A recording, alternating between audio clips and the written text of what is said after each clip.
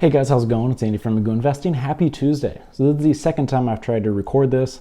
Yesterday I had a problem with my audio and I recorded later in the day and there was a horrible glare across my face that I didn't even notice until I saw the recording. So here we are again for round number 2. In today's video, I wanted to kind of talk about the general market and how my investing strategy is going to be changing going forward, because as of right now, I have the most amount of cash that I've had in my portfolio since like the stock market crashed back in February, March, and then early April. And so I have a lot of cash sitting on the side. And instead of immediately going back into the stock market, I've kind of decided to take a little bit of a break. And I'm waiting for a couple things specifically to happen in the stock market before making any investment decisions.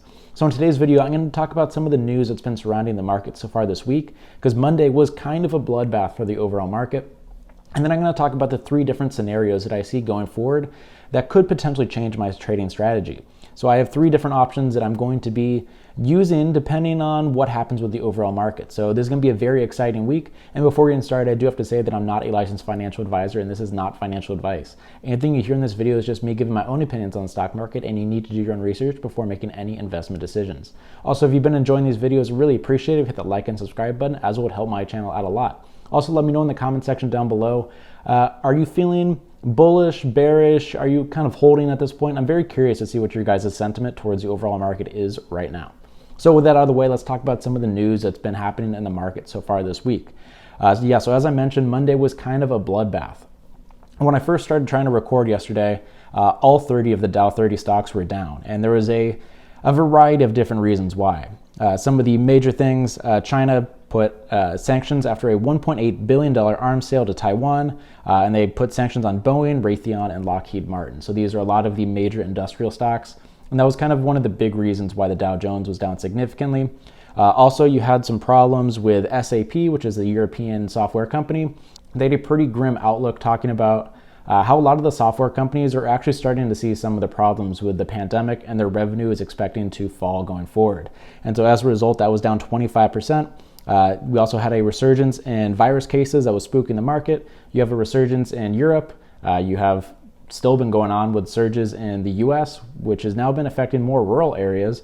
But yeah, most of the places that had it kind of under control for the past couple months, it's starting to come back in full force, except for like New Zealand and Australia. And so the stocks had pretty big losses on Monday. The fear index, which is the VIX, is a way to determine how big of an expected move the overall market is going to have based off of options. And that fear index hit highs that we haven't seen since early September. And now with the move up on Tuesday, it's now to levels that we haven't seen since June. So there's a lot of fear in the market right now. And so one of the best ways to take advantage of that is how I made a lot of money in my portfolio for the past couple months, is by selling options. So when the fear index goes up, that usually means that the volatility and the prices that people are willing to pay for these options increases. And how do you take advantage of high prices? You sell. And so normally when the fear index or the VIX goes up, I like to sell options. But at this point, I'm trying to kind of tone things back a little bit. When Monday started, before the market fell, my portfolio was up at 50% profit so far in 2020. So at this point, going into the final 2 months of the year, I kind of wanted to slow down, and I'm potentially changing my investment strategy. If you've been on the channel for the past couple months, I have mainly gone from early in the summer, I was looking at growth stocks, stuff that was going to bounce back from the pandemic, a lot of the tech stocks. That's why I've been in Sonos and Zynga.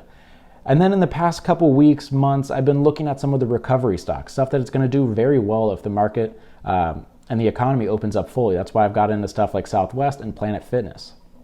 And so going forward, I'm watching a couple things this week to kind of determine if I'm going to stay on that course of buying the recovery stocks, or if I'm going to switch things up and go to potential blue chips to try to protect my portfolio going into the winter. So some of the things that I'm watching. This week is a very important week when it comes to earnings. We have a lot of the major players. Today, after the bell, we have Microsoft. Tomorrow, we have a lot of the payment companies in Visa and MasterCard. And then Thursday is a big tech day. So you have stuff, you have Amazon, Apple, Google, Facebook, and a lot of other stuff. So this is a huge earnings week. And so if you remember back in the summer, I pinpointed the earnings period with all these tech stocks to kind of determine where I was going to be going with the overall market. If things went well, I was going to stay on the same course. And if things went bad, I was going to kind of pull back a little bit and go heavy into cash. And so things went well. But so far this earnings season, we've seen a mix of reports. We had that grim outlook from SAP. Netflix missed on their earnings last week, but then you did have some positives with Snapchat, who beat expectations across the board and gave a major boost to a lot of these social media stocks, which was what I talked about pretty much exclusively last week. So at this point, I don't really want to take any positions until I see what happens with that. And it seems like a lot of people in the market are kind of feeling the same way. Monday, as I mentioned, was a very tough day for the stock market, having the worst day of October by a pretty significant margin. As I mentioned, all 30 of the Dow 30 stocks were in the red for most of the day. Then we did have a power hour towards the end of the day where a couple stocks went barely in the green. But comparing to the major moves that we've seen so far in 2020, not really that big of a deal. So fear index is up, but the market movement hasn't been as crazy as what we've seen. When I put up this graphic from the major moves of 2020, yeah, it's not that scary. So going forward, I have kind of three scenarios that I'm watching to kind of determine how I'm going to be trading this going forward.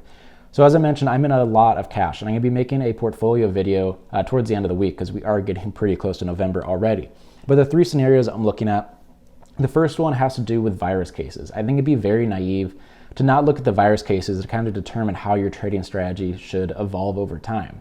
And so if things start to improve in the next couple weeks, I'm going to kind of keep the same course. I think the reopening stocks are probably the best deals out there because they're one of the only kind of types of stocks that you can buy at a discount, which has always been my trading philosophy. You buy stocks after bad earnings reports or after being able to get it at a significant discount. And so that's why I bought stuff like Southwest and Planet Fitness in the past.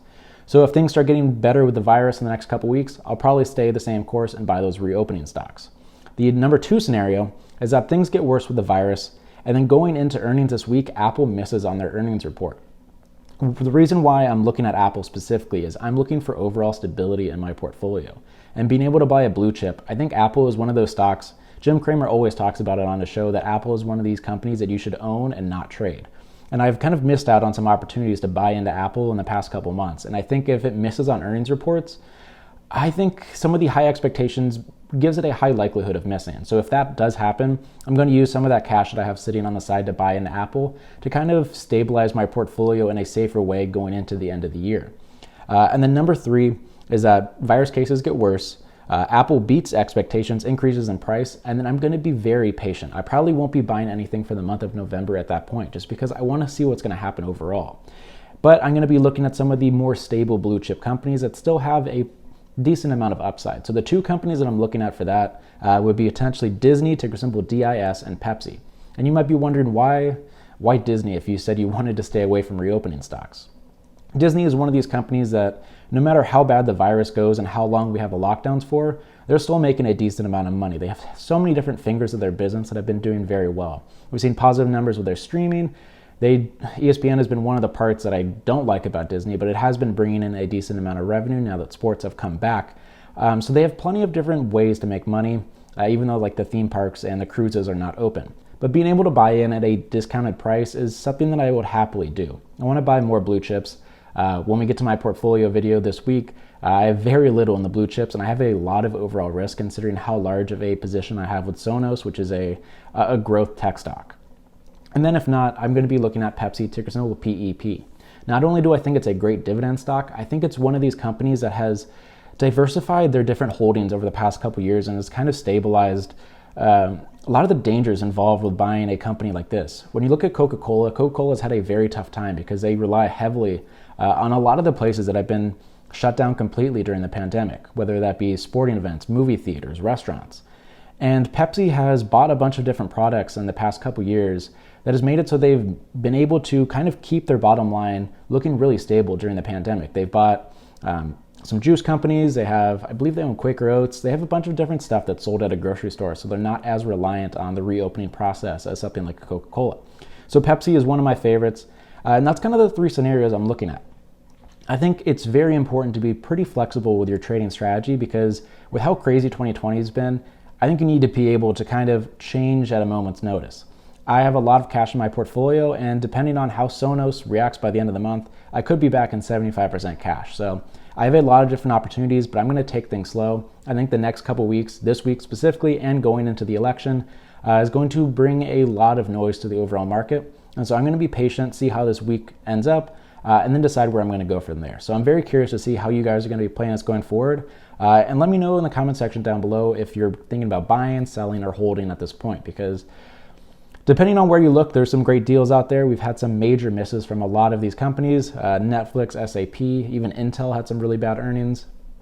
And so you have a lot of opportunities, but you also have a lot of fear coming into the market. So very curious to see what you guys have to say about that in the comment section down below. Thanks for watching. I appreciate all the support, and I'll be back for the rest of the week talking about going back to the normal type of video where I'll be comparing a couple different companies. I just kind of wanted to talk about the news and kind of why my trading strategy is going to be changing going forward. So thanks for watching, and I will see you tomorrow.